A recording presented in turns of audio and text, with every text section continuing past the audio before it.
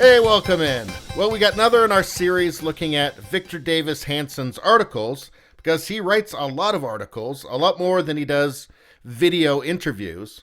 And the articles are great, so they're really worth looking at. And there's a playlist of the Victor Davis Hanson on this channel, so I encourage you to take a look at it if you like the thinking of Victor Davis Hanson, which I certainly do. Now, here we have one that's just hot off the presses. And this is in response to Mike Bloomberg and his insane comments about agriculture, people who work in agriculture, farmers. And it just ratchets up the level of surrealism on the Democratic side. I think in all of the Western countries, the left is becoming increasingly surreal and detached from the concerns of normal people. But how do you top this with Bloomberg? I mean... Anyway, let's take a look at this. The farming wit and wisdom of Mike Bloomberg. Here is what Democratic candidate for president Michael Bloomberg said in 2016 at Oxford in what he apparently offered up as an ad hoc history of labor, agriculture, and industry leading up to his own sophisticated era, as reported by the New York Post. Quote, "I could teach anybody, even people in this room, no offense intended, to be a farmer," Bloomberg told the audience at the Distinguished Speakers Series at the University of Oxford Business School. Quote, "It's a process. You dig a hole, you put a seed in, you put dirt on top, add water, up comes the corn." And this puts me in mind of something Victor Davis Hanson has talked about in the past, consequential knowledge, which is this kind of patchwork of skill sets and consequential knowledge that individuals have that allows them to succeed and produce food or create other goods. I mean, build houses, carpentry, a million other things, which take their own, specific skill sets. If you get a burst pipe in your house, if you don't know what to do about it, the plumber's the most important person in the world. And all of these millions of people with their own skill sets that take time to learn and time to master and to figure out all the things that you just wouldn't think about, but that happen, that can go wrong. That's consequential knowledge. And someone like Bloomberg is so detached from all the little consequential decisions and knowledge that we need to make the world work. It's so elitist. It's astonishing. This is a guy running in the primary to be the Democratic candidate in the 2020 election. It's crazy. And I just want to show you something quick here, something that happens when you ignore consequential knowledge. The Great Chinese Famine. 3 years of famine. It was a period in the People's Republic of China between 1959 and 1961 characterized by widespread famine. The policies of ruler Mao Zedong contributed the most to the famine. Estimates of death due to starvation range in the tens of millions. Okay, this is what happens when you ignore that important patchwork of consequential knowledge that individuals have and you want to centralize everything, and you have an attitude like Bloomberg's. And here is something that just really brings my point home. Hey, if you could subscribe, like, and share, that really helps me out. Thanks a lot. Additionally, in the For Pests campaign, citizens were called upon to destroy sparrows and other wild birds that ate crop seeds in order to protect fields. Pest birds were shot down or scared away from landing until dropping in exhaustion. This system failed and resulted in an explosion of the vermin population, especially crop-eating insects, which consistently had no predators. Now, every farmer there would have known this was insane. This was an insane plan. And if you ignore the consequential knowledge in the individuals that have it, this is the kind of thing that happens. I'm not saying that Bloomberg has caused any famines, but it's that kind of thinking that makes something like this possible. To do something so stupid that tens of millions of people suffer horribly for.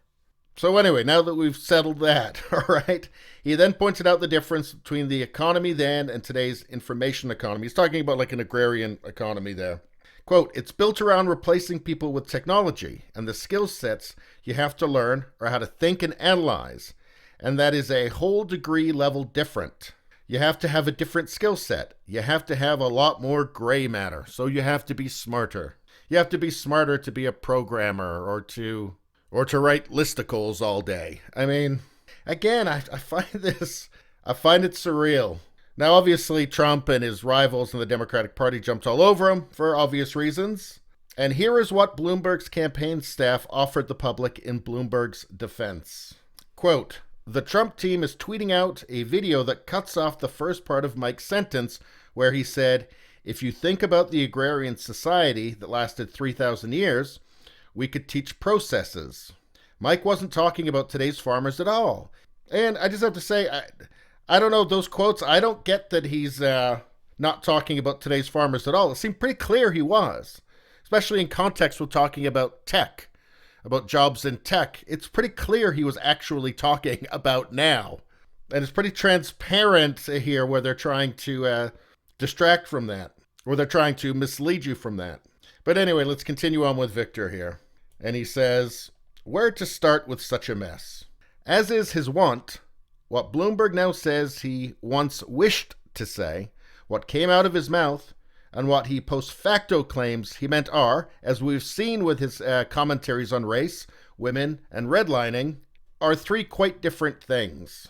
Now, I've seen video of him talking and redlining, saying that, when it comes to healthcare, when you get to a certain age, you pretty much should just die. I don't agree with that. We've heard what he said about women that worked for him and, kill it. I mean, awful stuff. And when it comes to the racial stuff, it's shockingly callous. I think those words are apt. Shockingly callous. But I just want to divert for another 1 second at something else that I found. When it comes to, Bloomberg's insults against apparently everybody, it turns out now. But let's just take a look at this. I did a little search here. Bloomberg's history of insults. What comes up? If you want to know which side the tech giants are on, okay, well, this will give you an idea. Trump and Bloomberg swap insults on Twitter. That's from 5 days ago. Bloomberg video appears to insult farmers, but full context, and let's see down here. Mike Bloomberg appears to insult farmers, factory workers, but there's more to the story. Okay, so they're spinning that. Mike Bloomberg fends off Trump's insulting tweets. So there it's Trump's bad, Orange Man bad. Michael Bloomberg and Donald Trump trade insults. Let's see. Pathological liar. Bloomberg hits back at Trump. Barking clown. Bloomberg fires back on Twitter after Trump. And you go way down here until you see something. Michael Bloomberg's campaign is an insult to democracy. So that tells you something, doesn't it? Because, he's in the news. He's very much in the news for saying insulting things about tons of people. And you look at some of these stories 5 days ago, 4 days ago, February 2nd. It seems like, I don't know, maybe it's just kind of a fluke of the algorithm or something, but it just seems strange to me, that's all. Anyway, let's continue here. Yes, Bloomberg was talking in part about the last 3,000 years of transition from primarily agricultural society to one that was industrial to one now dominated by the so-called informational skills. But he did not leave it there. First, he switched back into the present tense. Quote, "I could teach anybody, even people in this room, no offense intended, to be a farmer." And then he added that the present information age emphasized skill sets of thinking and analyzing, as apparently does not occur in contemporary farming or manufacturing work. In truth, Bloomberg could not teach anyone in that Oxford Hall or any other room how to farm in either ancient times or modern. If he really thinks that farming is, or was, a mere process of digging holes, dropping in seeds, covering them with dirt, adding water, and presto, up comes the corn, then he is as dense as he is arrogant. The pre-industrial history of farming was a non-stop life-and-death struggle to survive one more day in constant war against nature, weather, insects, disease, soil chemistry, species variations, and man, labor, markets, government, war, security, etc., to produce food. And it took a great deal of science, skill, patience, and physical courage to pull it off. No one would conclude from these that ancient agriculture was anything like Bloomberg's caricatures. A good example of that, too, is the terraced farming of the Incas in the Andes Mountains, which is fascinating, very complicated, and I would say required a great deal of gray matter. In fact, a lot more gray matter than it would take to write an article about, say, how, lifting toilet seats is a patriarchy. And today's farmers are some of the few people in society who still marry sophisticated high-tech skills, from GPS planting and harvesting to computer analysis of market futures and precise calibrations of complex machines to plant, spray, and fertilize, while still dealing with the world of raw muscle and those often tough customers who inhabit it, which is to say, apparently a world away from Mike Bloomberg's Manhattan habitat. So I can say if by now you're starting to admire the resilient, smart people who do the very complicated, multi-varied skill set requiring work of farming, if you're starting to admire those people more than you do Mike Bloomberg, I don't blame you, because I agree. I seriously doubt whether farmers are going to vote against Trump should Bloomberg or anyone else be the Democratic nominee. The latest poll shows a record 83% of them approve of Trump's tenure. Most farmers so far have stuck with the president in his trade standoff with China in the belief that past asymmetries with Europe and Japan, but especially with China, on matters of food importation and export, had to be addressed. And they seem willing to endure short-term hardship for long-term parity, and with it, greater profitability. See, I think that the thing that, the mainstream media doesn't get about Trump is that a lot of people understand that he's actually doing something for them. And they are willing to endure. It's not in many cases where people have short-term loss under the current economy. But, some people absolutely understand, well, he's fighting. Maybe there's a short-term loss, but at least there's some hope that we'll get some parity in the future. Anyway, let's continue.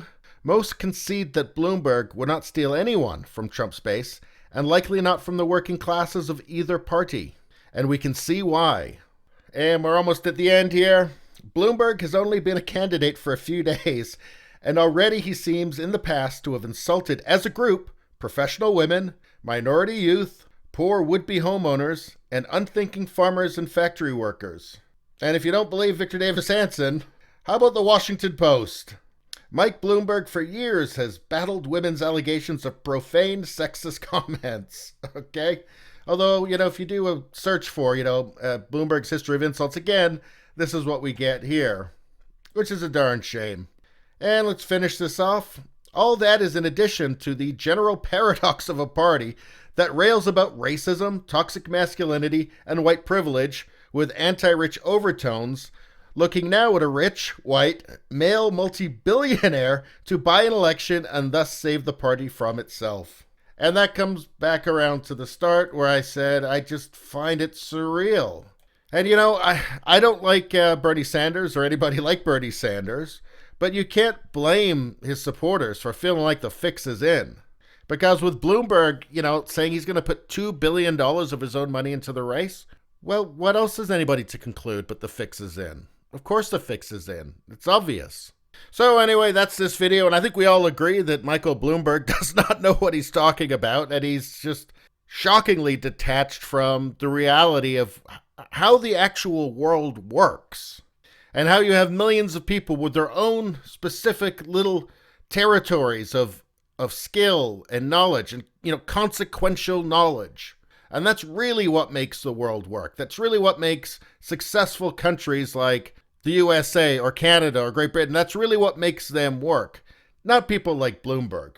And not that, super wealthy people, super wealthy industrialists and whatnot don't have a part to play. Sure they do, but somebody like Bloomberg really needs to take a reality check.